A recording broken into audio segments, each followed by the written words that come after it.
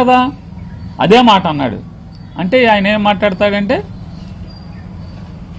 ఆయన కొడుకు వయసు కాబట్టి నువ్వు అనేయచ్చు. ఎస్పీ గారు నాకన్నా చిన్నోడు, నువ్వంటే చెల్లుతుందా? డీజీపీ గారు నేను ఇంచుమించుగా 2-3 ఏళ్ళు అటు ఇటుగా సమ్మాయిస్కులు ఉంటాం. డీజీపీ నువ్వు అంటే అవుతుందా? లేదా బందర్లో ఉన్నటువంటి అడిషనల్ ఎస్పీ గారు, డీజీపీ గారు లేదా సమ్మాయిస్కులుగా ఉంటారనుకోండి, నువ్వంటే అవుతుందా? లేదా బందర్లో ఉన్న అడిషనల్ ఎస్పీలు డీఐజీ గారి కంటే పెద్దోళ్ళు, ఆయన్ని చిన్నోడు కాబట్టి నువ్వు అని అనగలరా? అశోక్ గారిని అనగలరా? ఎస్పీ గారిని అనగలరా? ఎస్పీ గారు చిన్నోడే కదా.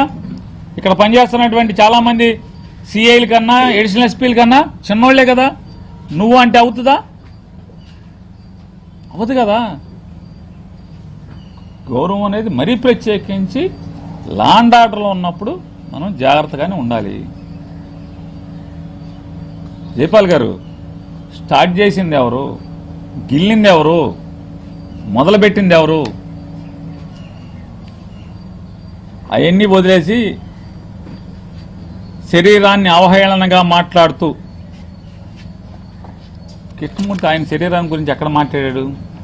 ఏ వీడియోలు? జైపాల్ గారు మీరు చెప్పండి. పేరుని కృష్ణమూర్తి గారు మీరేంటారు?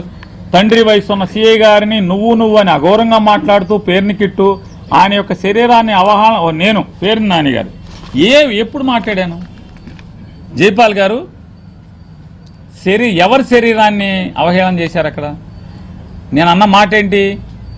మొత్తం ఆ కూల్చివేతలో పాల్గొన్నటువంటి ఒక అతను ఇట్లా ఉన్నాడు, అతన్ని ఇక్కడికి తీసుకొస్తామని చెప్పాను. ఆ ఒకతను మీ పోలీసు అని ఎవరు చెప్పారు? మీకు మీరే అన్వయించుకుంటారా? మీకు మీరే ఊహించుకుంటారా? మీకు మీరే కూర్చున్నాను, మీకు మీరే అన్నీ ఊహించుకుని తిడతారు. పలానా పోలీసు, పలానా పేరు, కనీసం పేరు చెప్పానా? పోలీసు అన్నానా? పలానా అతను ఇలా ఉన్నాడు, ఆ అధికారిని కూడా ఇక్కడ పెడతాము అన్నాను. మీరు ఆ అధికారి కాదు కదా. మీకెందుకు భుజాలు, గుమ్మడికాయ దొంగ అంటే భుజాలు తడుక్కోవటం ఎందుకు? మీరు మిమ్మల్ని అన్నావా? పోలీసుని అన్నావా? కాదే.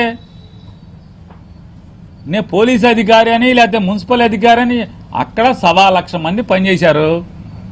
100-150 మంది ఆ ఇల్లు కూల్చారు. అందులో ఒక అతని గురించి మాట్లాడాను. మీకెందుకు ఉలుకు? జైపాల్ గారు మీ సిఏ గారిని ఎవరన్నారు? పేరు పెట్టి అన్నానా? అనలేదు కదా. మర్యాద ఇస్తే ఇస్తాను, ఇవ్వను. మీ మర్యాద ఇవ్వడం చాలా ఎక్కువ అని తెలుసు, అని నాకు తెలుసు. చాలా పోస్టింగ్ లేకుండా ఉన్నావని, సబబు కాదని మాటలు పోలీస్ స్టేషన్ తీవ్రంగా ఖండిస్తుంది.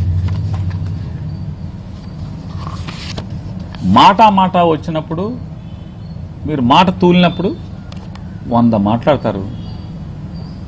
ఇది పొంపులుగాడు తాగాదా? మీరు పొంపులుగాడు తాగాదా రాకూడదు. అధికారిగా ఉండాలి కదా. మీరు మర్యాదగా మాట్లాడితే మర్యాదగా ఉంటాయి, మాటలు లేనప్పుడు మాటలు వస్తాయి. ఇప్పుడు వచ్చింది మాట ఏమని?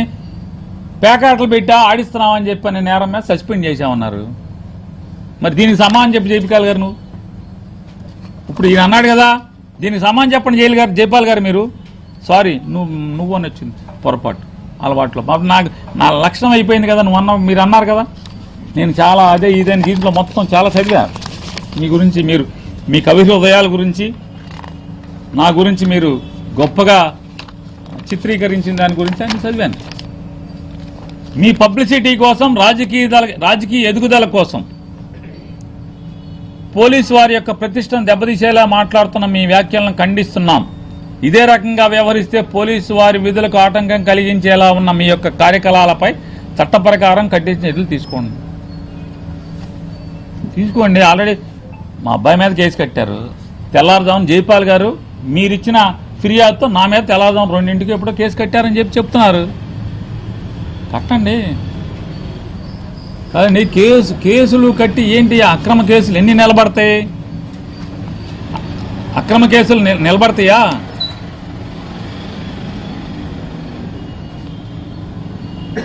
పబ్లిసిటీ ఎవరిది? పబ్లిసిటీ కాదు సార్, ఎవరిది జైపాల్ గారు పబ్లిసిటీ? ఎవరిది పబ్లిసిటీ అంటున్నా?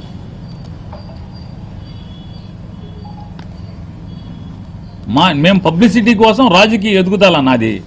ఇంకేం ఎదగను బాబు జైపాల్ గారు. నేను ఇంకేం ఎదగను, ముఖ్యమంత్రిగా ఇంకెక్కడ అవుతాను అవదు కదా. మాకు ముఖ్యమంత్రి జగనే. ఇక నేను అయిపోయింది, అన్నీ మానేజ్.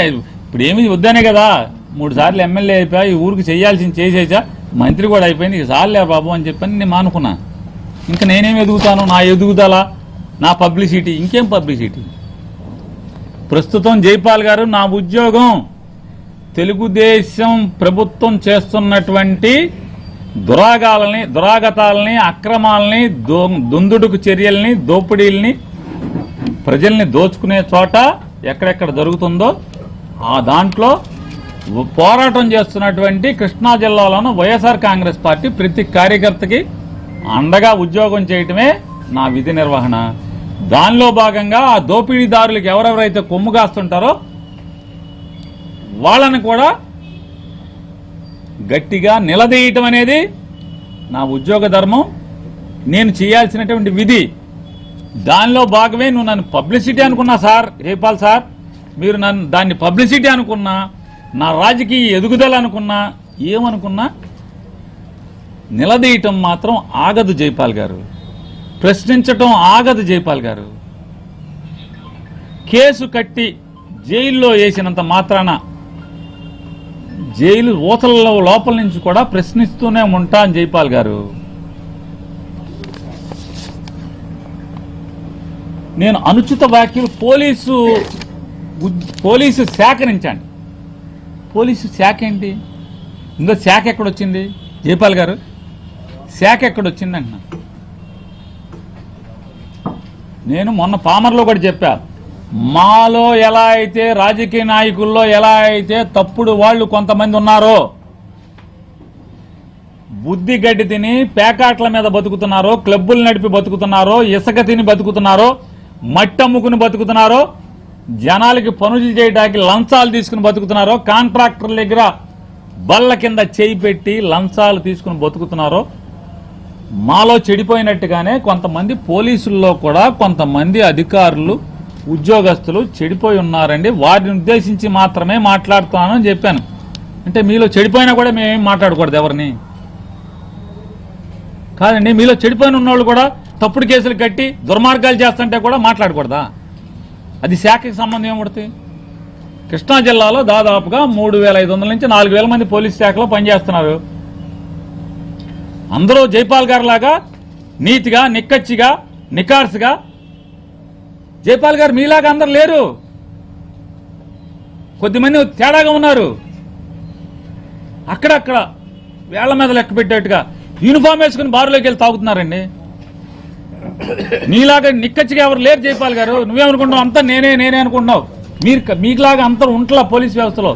మాలో చెడిపోయినట్టే మీలో కూడా కొంతమంది తేడాగా ఉన్నారు. కొద్దిమంది భయం కూడా లేకుండా ఉద్యోగం, విధి నిర్వహణ, నెత్తి మీద సింహం, భుజం మీద సింహం అంటే కూడా భయం లేకుండా కొంతమంది పనిచేస్తున్నారు. అధికారంలో ఉన్న వారికి తొత్తులుగా పనిచేస్తున్నారు కొంతమంది. అప్పుడు మాట్లాడతారండి. బాధ కలిగినోడు, గాయపడ్డాడు, అన్యాయానికి గురిగా పడినోడు నిలదీస్తాడు. అతన్ని నిలదీస్తే మొత్తం మా 4,000 మందిని నిలదీసినట్టంటే ఇక భగవంతుడే కాపాడాలి జైపాల్ గారు మిమ్మల్ని. ఇలా మీరు భావనలోకి తీసుకుని ఇలా మీరు మాట్లాడితే కనుక